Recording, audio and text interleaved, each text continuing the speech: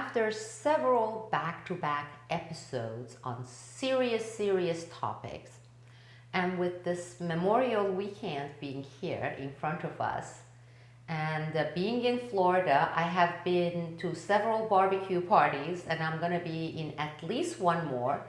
I decided to just do a more light, on the lighter side, just kind of stay on the lighter side, happier side, and talk about food. I don't know, those of you who are familiar with me may recall my video series from Turkey where I covered food, culture, history, travel, and my latest video from I would say maybe 3-4 weeks ago, where we discussed how to have parallel production on other expertise and interests I have, including travel, which I have done so much of it all around the world. And I'm not talking about travel that is limited to going to a place with a cruise ship or going on a packaged vacation for a week. I have lived in several countries, and when I say extensive travel, I talk about those that have lasted months, if not years, in each country. Anyhow, with the Memorial Weekend, all the barbecue parties I have been going to, and two more, I believe I have two more between now and Tuesday, I just wanted to talk about barbecue. In fact, I had a discussion about this last night. We were invited by some wonderful people here in Naples, Florida. And over this barbecue dinner, I was telling them about barbecue from around the world. I have lived in Australia, I have lived in New Zealand, I have lived for 1.5 years in Vietnam, Russia, Turkey, Iran. I have had barbecues in Korea. So barbecue is some kind of a universal thing.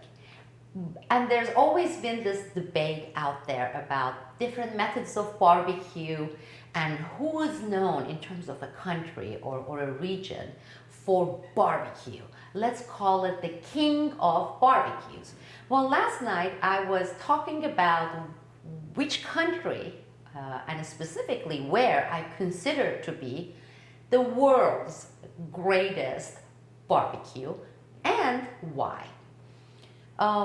So for this episode, because this is going to be on the lighter side, I'm going to have a brief discussion of barbecue, the differences, both methods, preparation, the grilling style, etc., and then declare the winner as far as globally speaking, all around the world.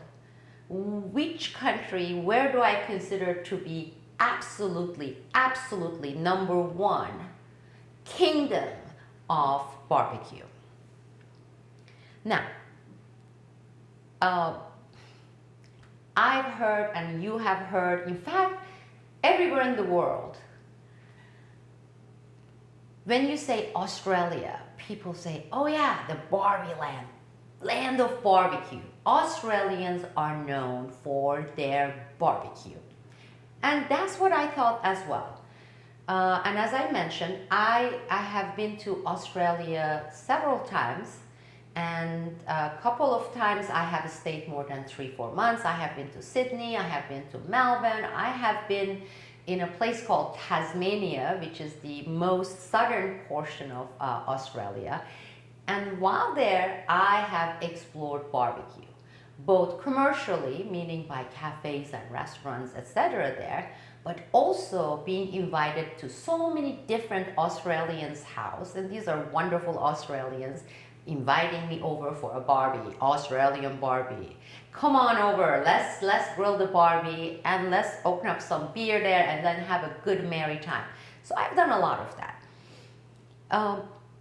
It was not what I was expecting, and it's good, don't get me wrong. In fact, I can't think of a single country where I would actually say, ugh, barbecue in this country is absolutely awful. It just can't happen. Whether it's in Argentina or Vietnam or Korea or Turkey, or Australia, barbecue cannot be awful. Barbecue cannot be bad. I mean, how can you? How could you combine nice meat with wood or charcoal or whatever grill and come up with something really bad unless your meat sucks? Barbecue is a good thing. I'm talking about the degree here. You know, everything is relative in this world. Well, I had gone there with really big expectations because I have been a barbecue buff all my life, okay? I grew up with so much barbecue. It's a very commonly used method of cooking, especially between the months of April, May till October in Turkey. Anyhow, I went there with this big expectations and I liked it, but I was really surprised because everywhere I went, barbecue meant you take a nice chunk of meat, or I would say Australian style ribeye steak or their version of New York strip, which is much thinner and tougher type of a meat than, let's say, what we have here in the United States. Like ribeyes are skinny. Like here we have ribeyes that are really marbled, okay? They are thick, they're juicy, they're fatty, and then I usually can't even finish the whole portion when you get a decent sized ribeye steak here. Well, theirs is much more expensive and is much thinner and a bit tougher. It doesn't have as much as the marbling, the fat marbles in the meat. Now, it's the grill, whether it was wood fired or the gas grill, meat, and then afterwards sprinkle of salt. Very, very basic. And there was, you know, nothing else. Well, this is the country that is known for their barbie. So I kept asking them questions. I said, well, do you use ever things like smoking methods or like use the wood chips, whether it's the hickory or apple wood or mesquite or, you know, they would say, no. Any kind of other types of smoking methods? No. How about marinating, you know, or whether it's a dry rub or when you marinate in the wet kind of a marinade? No, we just like our stuff grilled. You get the meat, good chunk of meat, and just throw it in there, usually gas grill over there. You turn it, the timing is important, and there is barbecue. Well, that right there said to me that definitely they were wrong, people around the world, and I was wrong to consider or think of Australia as the king of barbecue. Other countries, in terms of the variations, Vietnam, they have their own special barbecue. Do they marinate? Yes. So they have the marinade components, but there is no such a thing as any kind of a wood chip or smoke or the smoking process, none of that. Same thing with Turkey, and usually there people like to do lamb, and they do sometimes use marinade, but they don't have that, you know, many variations and this complex, amazing art of barbecue, what I consider to be the art of barbecue process there. Therefore, being this Memorial Weekend, okay, and having gone to several places for barbecue, I decided to just throw it in there because I have taken many cooking classes, certifications, school. I love food. I love eating it. I love cooking it. I love talking about it. And people who know me here in real life, in person, they know that I'm obsessed with food. And usually they express this surprise saying, you are just so passionate about food. I'm like, oh yeah, that I am. And with barbecue, when it comes to barbecue, being to, you know, in all these countries, trying all these different barbecues, knowing about all the barbecue methods, I decided to declare the king of barbecue. The king of barbecue, as far as I'm concerned, and I am as close as an expert you can come, not the kind of experts we were talking about in my previous episodes, would be Texas, USA. Because I have not come across, I have not experienced anything that can come close to the passion and the methodologies, the variations of the methodology of barbecue grilling. Whether it's the brisket or the ribs or the steak or the roast, it takes barbecue to a different hemisphere, okay? Hands down, number one country, number one state, number one place in the world, as far as I'm concerned, is Texas, USA barbecue. And I invite anyone, any of you, to come and challenge it. It will be fun, first of all. We are not engaging in some sort of a superiority competition, but I'm confident enough to say that I do not believe there is any place in the world that can overall compete with Texas. Smoking methods. I had a very good friend from Texas, Vietnam veteran, former Red Team leader. If he is watching right now this video, hi Steve, I haven't seen you for a long, long time. But my God, they took barbecue to a different level.